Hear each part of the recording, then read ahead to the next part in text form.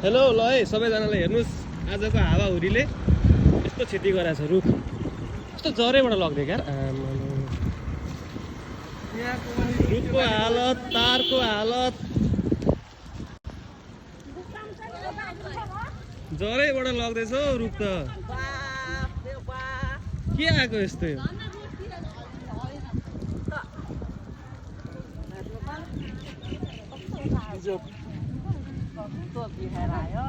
अनि तार पनि छुट्याएछ रुखको त बिजोकै भयो त झन् घरतिर उता घर चाहिँ अलिक परे रहेछ र बच्यो